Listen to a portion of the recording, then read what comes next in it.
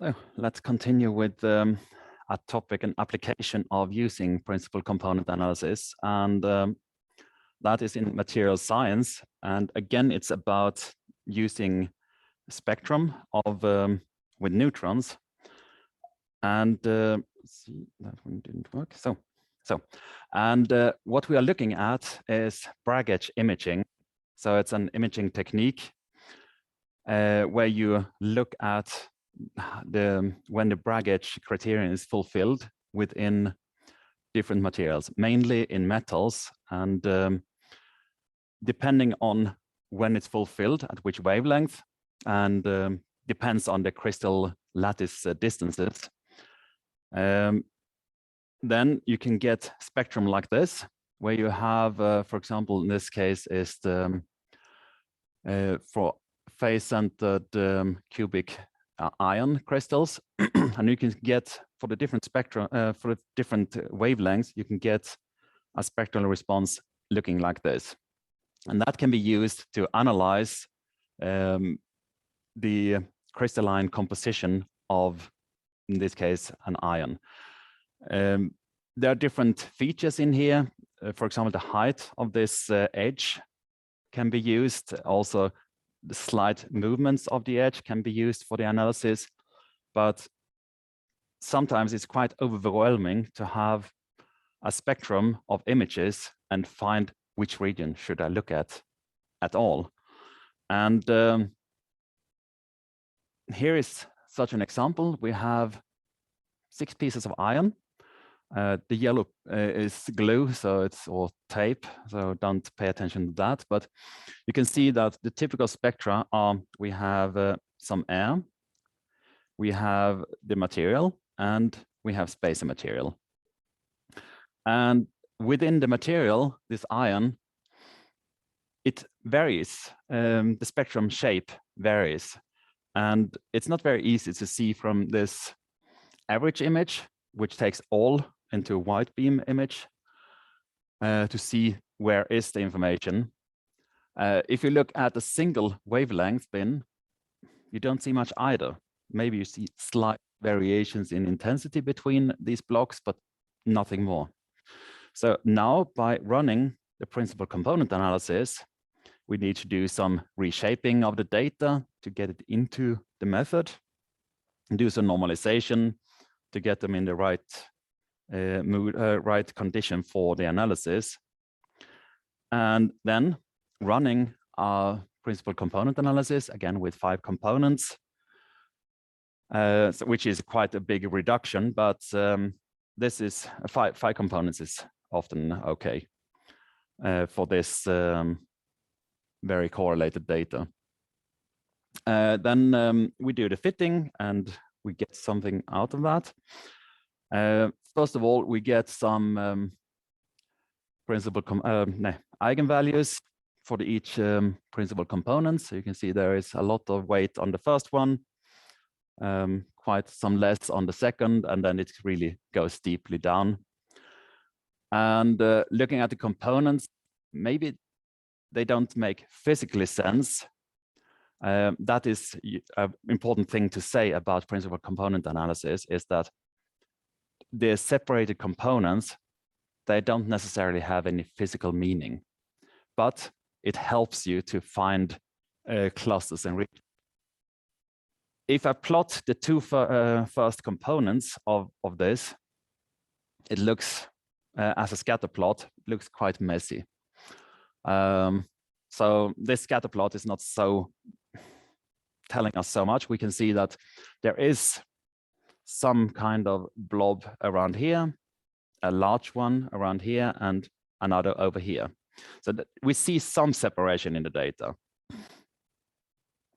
But if we now change the alpha value on the plotting, so each dot gets its more transparent, then all of a sudden it becomes much more clear that we have one very distinct class here.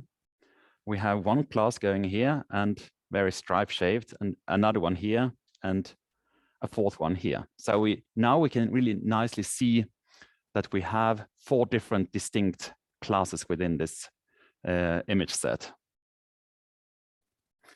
And that can be used then in combination, for example, with some kind of k-means clustering or something to separate.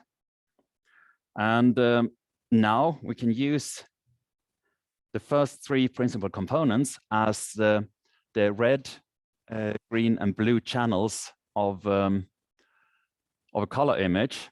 And the result is now, instead of looking at white beam image, where you can see, okay, you can see the glue and the spaces, you can see that you have samples. But if we do this PCA color coding, then all of a sudden you can see that there are boundary effects in the material on the top and bottom, and in the middle, there is something else. And that gives us an indication, okay, look at the surfaces, because there is something happening. So there was, I think this was some kind of laser treated steel, and to improve the mechanical properties on the surface. So it seems like we had really some effect on the surface areas. Yeah, and I mentioned also the segmentation idea. Now, in the lecture, in this notebook, there is two more examples. One about phase analysis, and the other one about orientations based on a shape tensor. I'm going to skip those today. If you want to read on more, feel free to, but I'm not going to talk about those today, and instead jump to the next part, which is about distance transforms. Let's see if I can get that.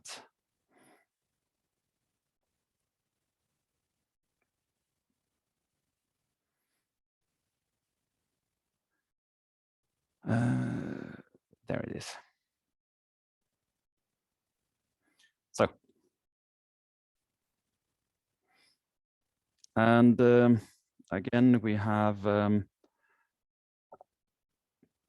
some books, again, Morphometry, John Ross, and I should actually clean up this slide. It looks a bit strange. And then there are papers to look at about thickness and curvature. And yeah, those we had already. And so we have looked at more or less that was already gone through. And let's move to load those. That takes a while. No, here it comes. So now let's come to the distance map. So first of all, what is a distance map? It's a map or image, actually, where you have distances. And these distances are mainly either the distance from the parameter into the object, measuring how many pixels away you have it from the surface of the object to that point that you're standing in. Or the other way around is from the object out in the void. And there are different kinds of metrics used, Euclidean and some approximations of it, because approximations usually are faster and sometimes we need the speed. Then we have city block and checkerboard, which is 4 and 8 connected, that we also talked about already with the labeling. And what does it look like? Let's just start by creating this kind of dot or disk or something. It's a black and white image, and now we want to look at the distance in it. And let's compute the Euclidean distance map, and you can see here that outside of the object we have zeros.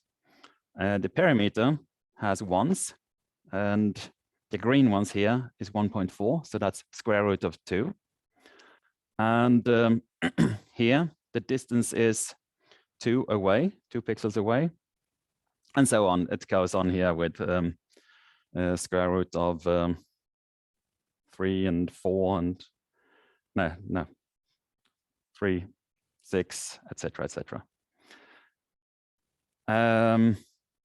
so you can see how the Euclidean distance map looks like. And if we go the other way around, no, let's first take different metrics. So the first one we looked at was the Euclidean. Now, if we look at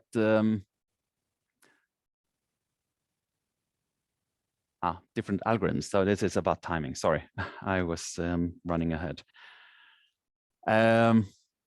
So here you can see how you can compute the distance transform using different algorithms.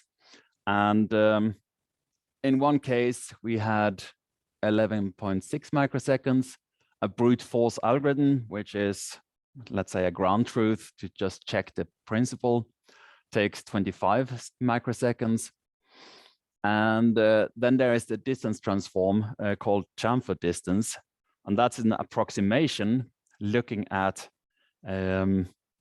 some template distances. And sometimes it's very much looking like the Euclidean, depending on how these templates are done. In this case, it more looks like a city block, I think. Because here you can just see that it's, so this is the 8 connected. This point has one distance to, one pixel distance to the perimeter. This one has 2 pixels distance and so on.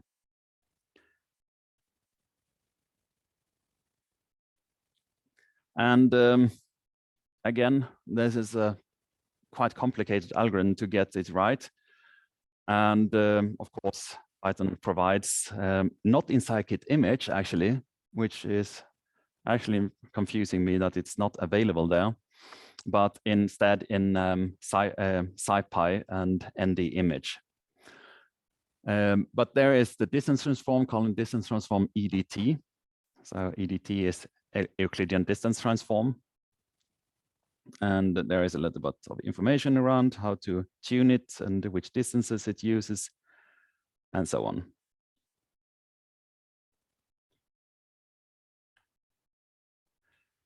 So we saw that different algorithms take different time. This was just on a 2D image, microseconds, who cares? However, when you're looking into 3-dimensional data, it starts really to matter.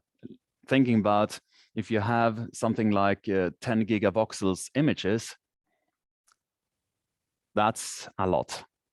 And to compute the distance transform then, it makes a huge difference if it takes 10 times more time. We are talking about pretty long times. And you can see here with the example we had before, a single distance transform based on this disk-shaped object takes 11 milliseconds. If we would extrapolate this, it would be, what is that now? That's yeah, about 10 minutes or so. For the exact transform, if you take the brute force, we're going up to 400 milliseconds. That would take 6 hours to compute. That's a lot. If you have not only one image, but maybe you have 10, 20, 100 images times 6 hours, that's not so fun anymore. And if you would use the chamfer distance instead, it would take only 2.48 milliseconds, extrapolating on a full volume. That would be just 5 minutes or so. So it's quite an improvement in speed. There are different algorithms. This would be an example done in Python.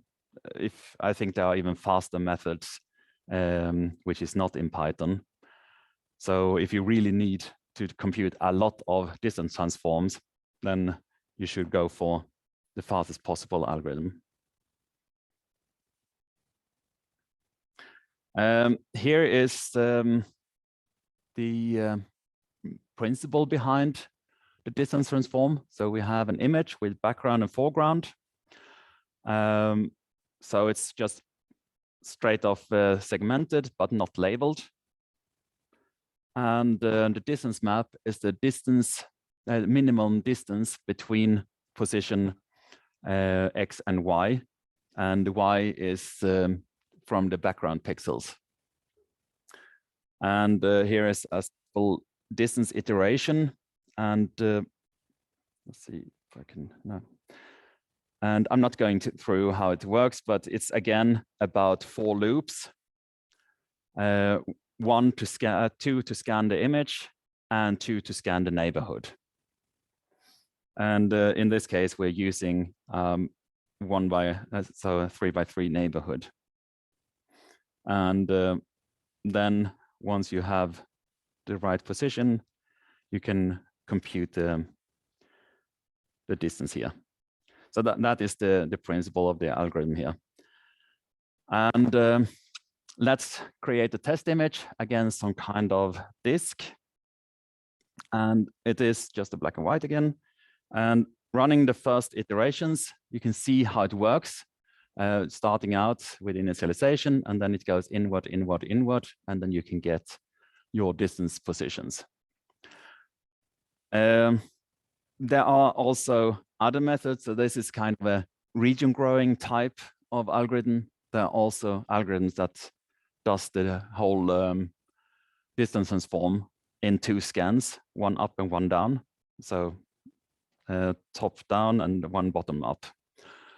That's of course a lot faster than doing these iteration kind of distance transforms. And well, we used now mainly Euclidean distance, but you can also look at other, as we said, 4 and 8 connected.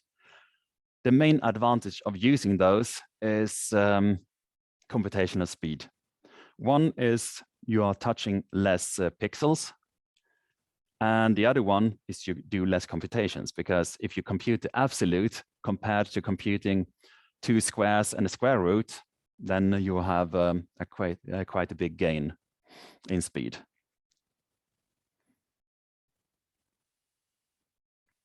And here you can see the city block distance, and that is, you can see here, the city block can only go horizontally and vertically, and therefore you can get, you get a 2 on this position and a 4 on this position, no, 3, sorry, when it's finished. So it's always the shortest distance to the edge in the main directions.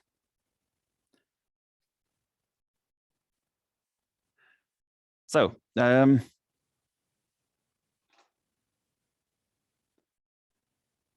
one thing is, when we have measured this distance transform, it's mainly measuring in pixels. So if you want to have it in real metrics, what the pixel size says it is, you have to scale by that. Another thing is, in some scanning systems, for example, medical CT scanner, you can have different slice thicknesses. So you can take big chunks in one direction and have X and Y pixels that are much smaller. So then you get an anisotropic pixel, and those anisotropic pixels would actually require a different distance transform, one that takes into account that you have anisotropic images. But and that actually, I don't know if there are any available open source or algorithms out there. So probably you have to implement that yourself. So what does it show? You can create different kinds of distance maps. Until now, I have only talked about measuring within the object, and that we have seen several times, but it's not always that is the interesting information. Sometimes you want to look from the object out in the void. So then you just have to flip the 1s and 0s before you compute the distance map, and you can get something looking like this map you see here.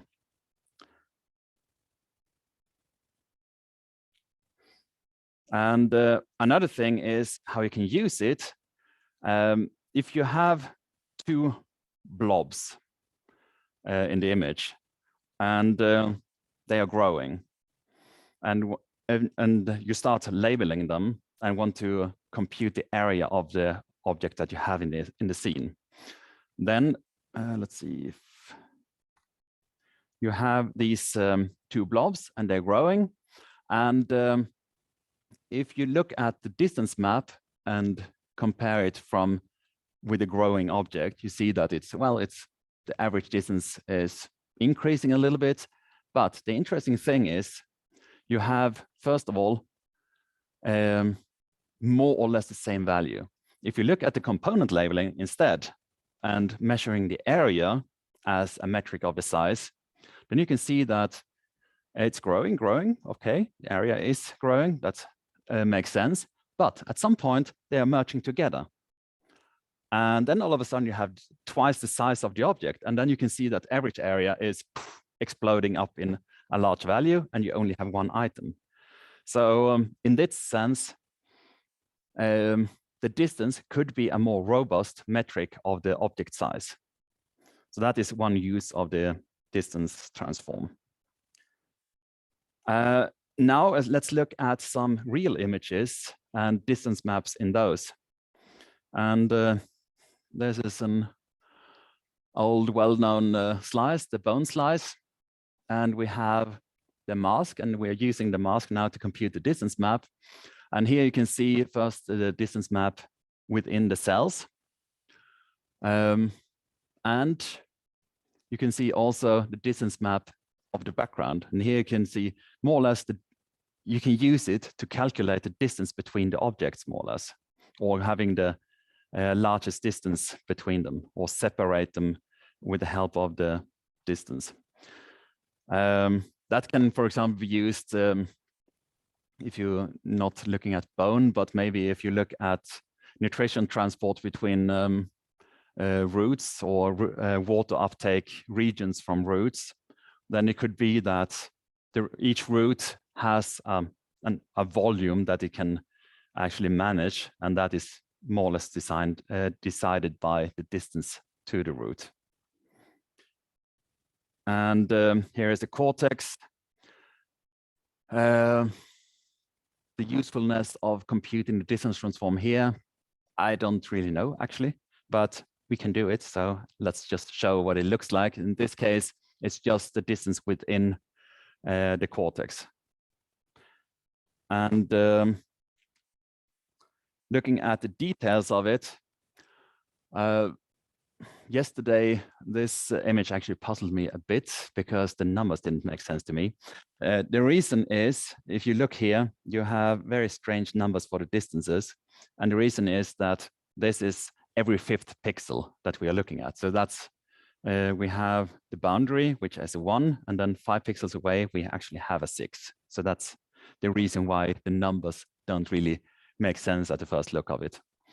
Here you can also see that we have a distribution of distances, which tells, I would say, that this is a relatively elongated object from the shape. Otherwise, I don't know what more we can say here on this histogram. But it's, anyway, relevant information to use the histogram of the distances to get an idea of shapes. One thing I'd like to show, which I just put together this morning for user, but anyway, I think it's a nice example how you can use the distance transform. And here, so let's bring it up. So in this case, we have a soil sample where water is going in. This is just the first frame of a longer series. And the image looks something like this. Just let's change this one so we can see a little bit more contrast. So here you have void, that's air, and here you have some soil. You can see very faintly a darker region here maybe, and then it's brighter for the rest. The task here is to determine the water content or to begin with, just the gray level, from the surface into the object. Now I have some problems because if I would just segment this one, I would have just a big block outside. I would have the air, and I would see maybe this contour. If I compute the distance transform on this, it wouldn't actually help me. It would tell completely wrong information. So what I need to do is, first I looked at the histogram, seeing that there is a lot of outliers due to the surroundings.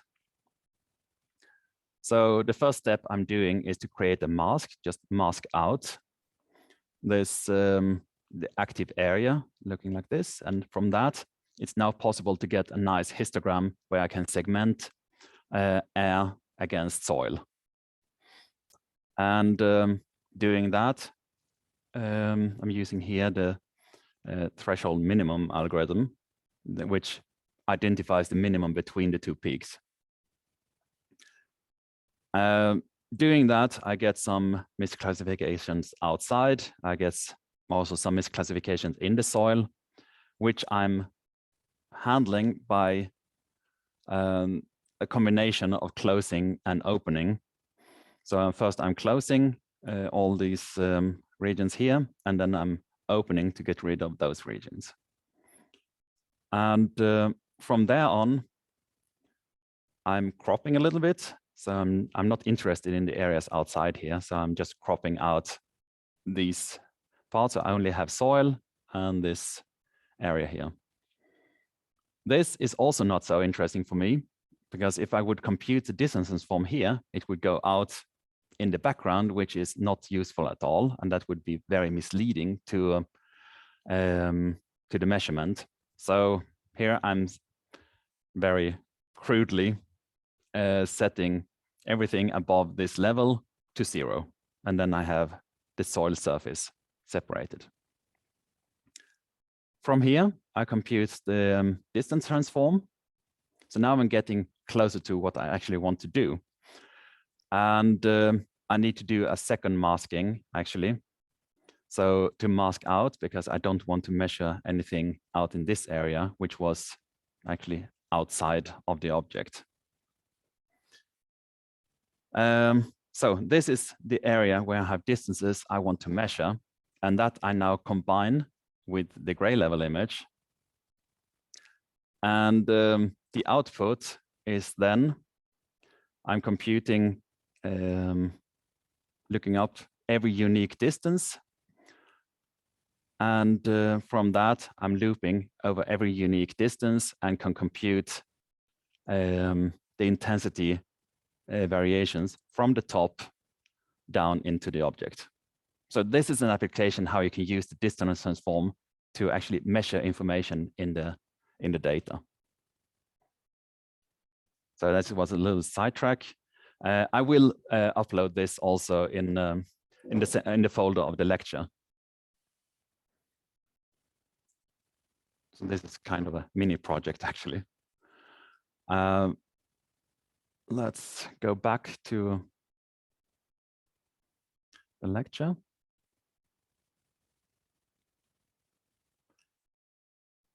And so another thing is that the distance map itself is not always, let's see, I need to reduce the size. So that tells us the distance to the middle, but it's not always so useful, because you maybe want to know how big is the object.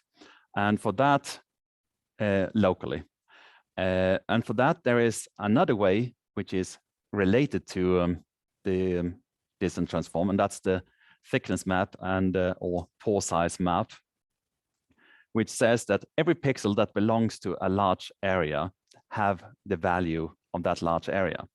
And what you can see here in this example, you have the distance map from some spheres, and you can see that the largest value is only here in the middle between the spheres. Looking at the pore size map or thickness map, you can see that this whole area belongs to a large object, a large object or pore, whatever you focus on. And that is actually more helpful in many investigations to look at. One example is in soil physics, where you look at the pore size map and can actually relate it to the water retention curve in the material, in this porous medium. And this is an example taken from this publication. And what you see up here is a focus on this little area here. So this is distance map of that area, and this is the pore size map. And you can see that it's a pretty wide pore. And looking further on in the same area, you can see that that one was actually evacuated and empty while we apply some suction to this object. And areas with smaller pore sizes, they keep the water longer, and due to the capillary forces. So that is an application of this pore size map. I'm not looking into detail of this one, but here you can see, for example, the thickness map applied to the cell image. On the left side, you see within the cells, and on the right side, between the cells. And you can see here that there are different area of influences around the objects here. Another thing is looking at, we can look at the thickness map histograms and see that we have clusters around 6 pixels and a large cluster around 16. So there is a large area with large pore size, and that makes sense. Background, well, we have some very large background regions, and otherwise the general distribution lies between 30 and 40 and between 50 and 70. In 3D, it's possible to also to compute the distance map. I have more or less indicated that it's working. And if you want to go beyond 3D, then, well, of course, you have to think about what is the distance in 4D.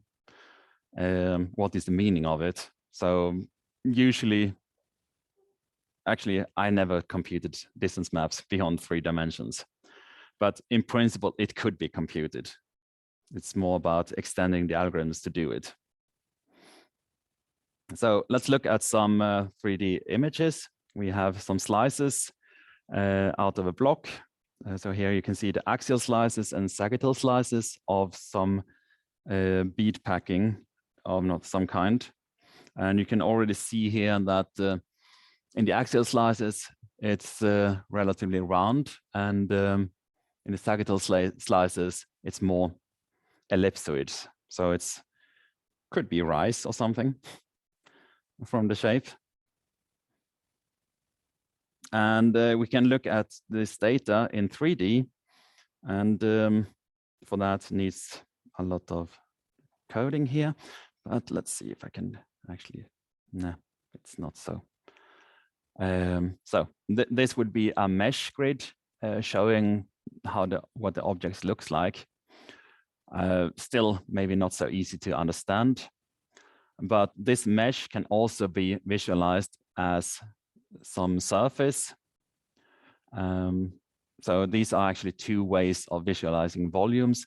And often when you work with the volume data, it makes sense to do a volume rendering at some point, just for the understanding. Also maybe to see if your algorithms are doing what they are supposed to. And finally, of course, 3D renderings, they are very nice in presentations and publications. But they are just qualitative mostly.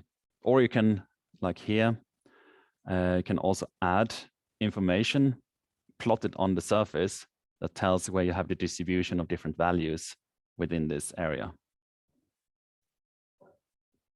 So let's move back to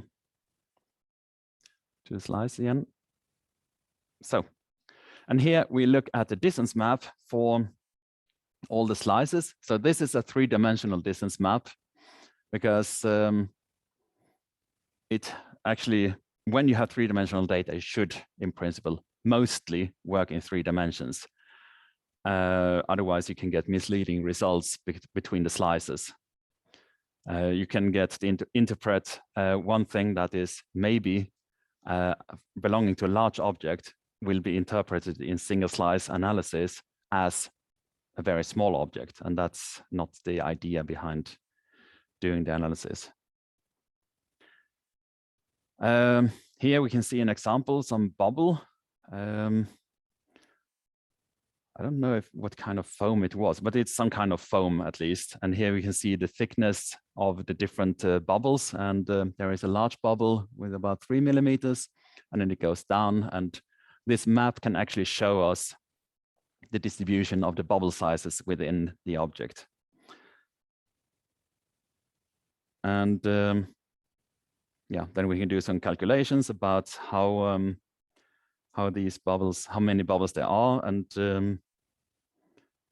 the sizes of them. And here we can, in this case, we took the whole image and projected it in different directions, and we can see where the large bubbles are located.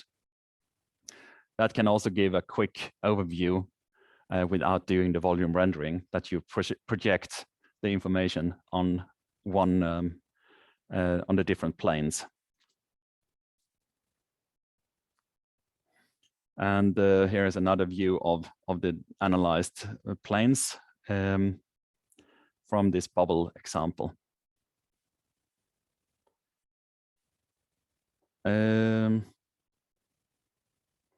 Yeah, this one is a bit, yeah, let's see if it works actually. I had some struggles getting this one running. Yeah, okay. It's not meant to work, apparently. But this is just a way to show 3D rendering. This IPy volume sometimes gives problems with installing. If you get it in, it's a nice tool, but let's see. No, okay.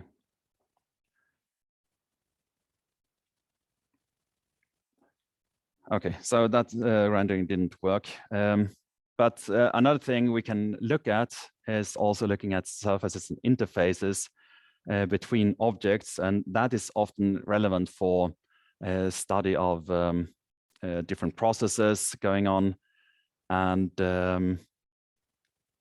seeing from the distances, working with how a process is evolving over time, etc. Surface area versus perimeter is another thing that we can look at. What? It looks like I have repeated this. Let's see. Yeah, and another way when we have 3-dimensional objects is that we can do a mesh. The mesh is a kind of surface surface representation in 3D with only 2-dimensional objects, which are rotated in different ways and connected. The mesh is useful, for example, for doing finite element analysis.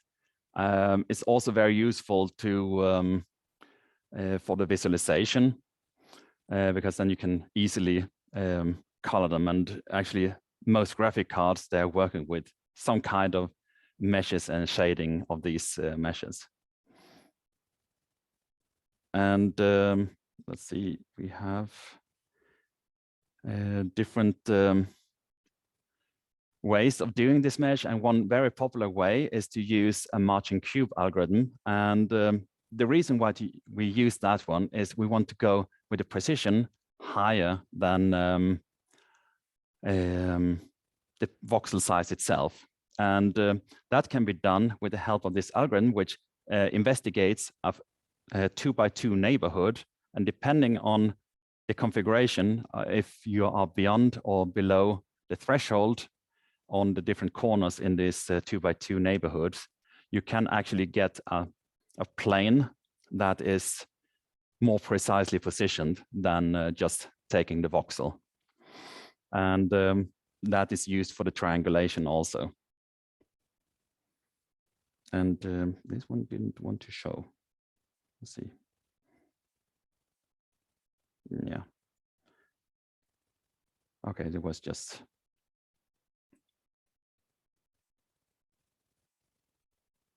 Yes. And if you want to look at how this works, there is a nice video here that shows how the marching cube is actually working. Another approach for doing this is to use the marching tetrahedra, because marching cubes with this cubic arrangement may have some ambiguous cases, and those are removed if you work with the tetrahedron instead. But the original algorithm was the cube because that fits easily into the voxel grid.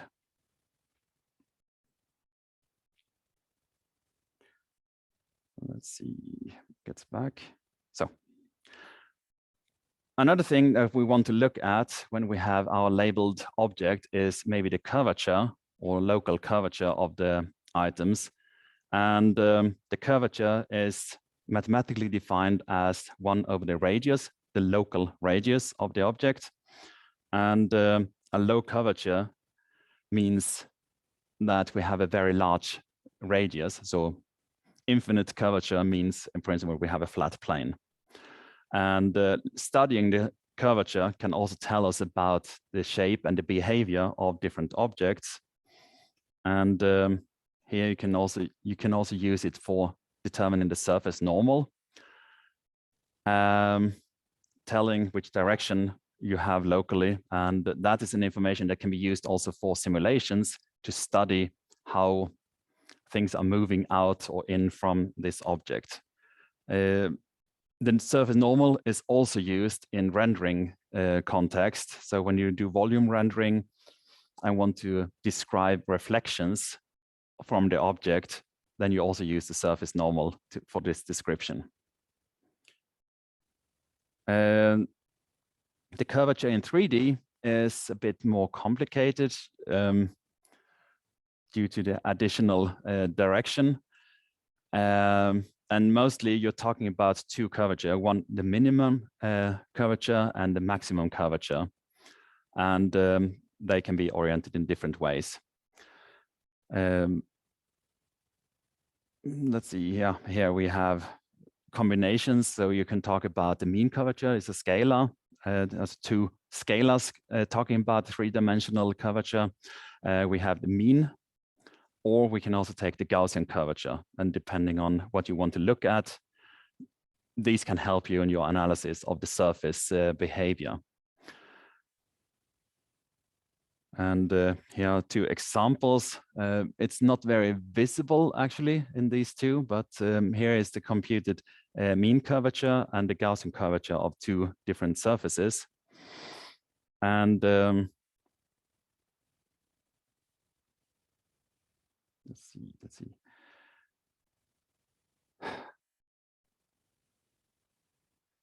Let's see. Actually,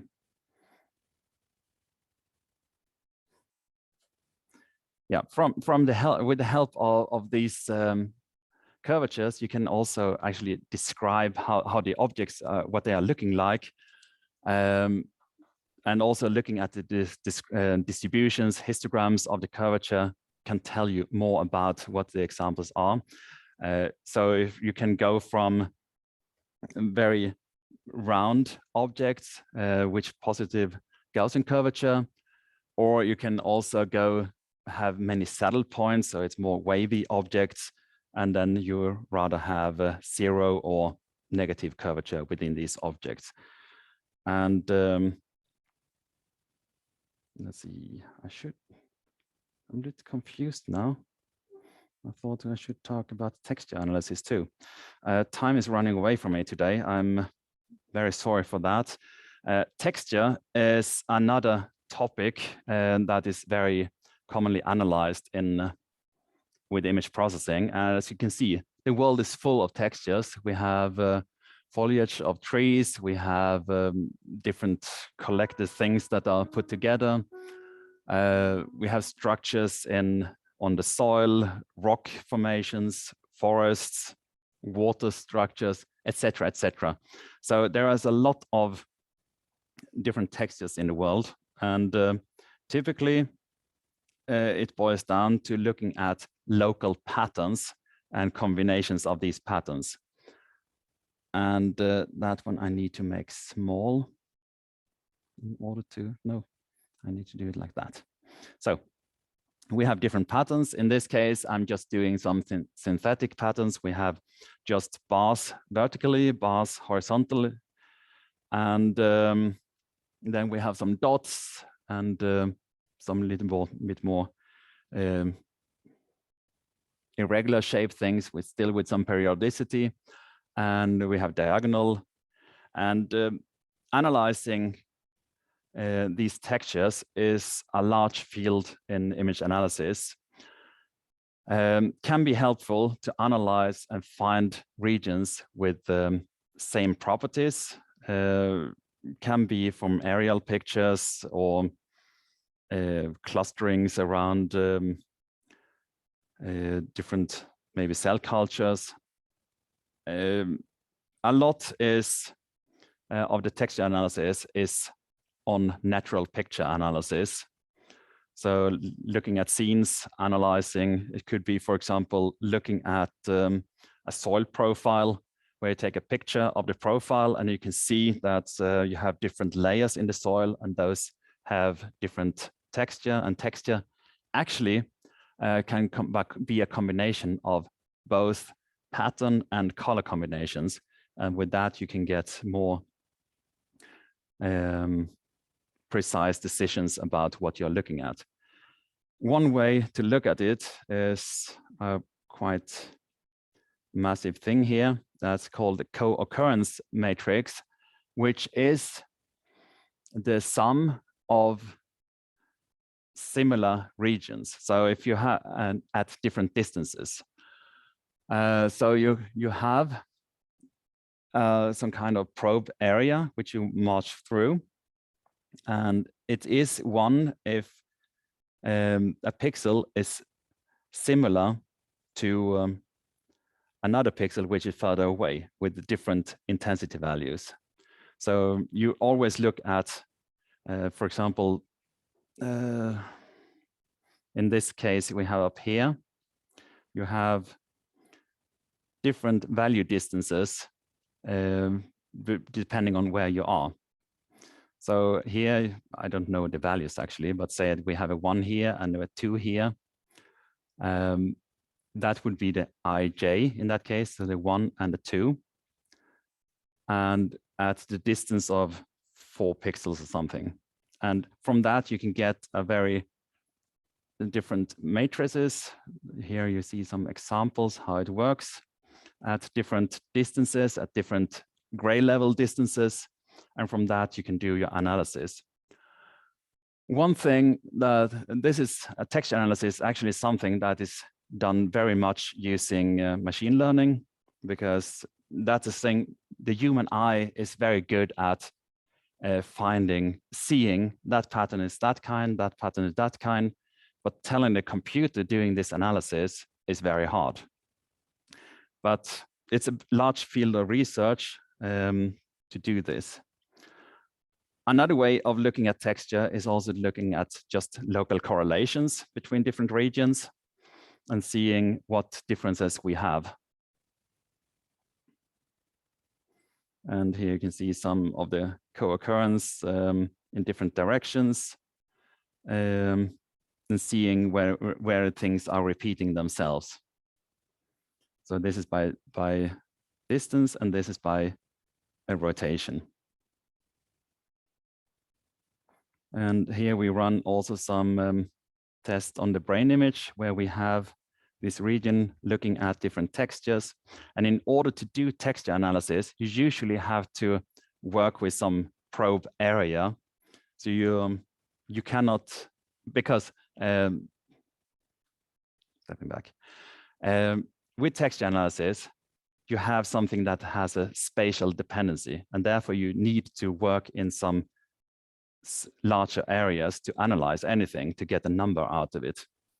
And that is the first thing we are doing here in this image, is we look at, we divide it into 8 by 8 images instead of having this high resolving. And then we can say in each region, there is something or is something not.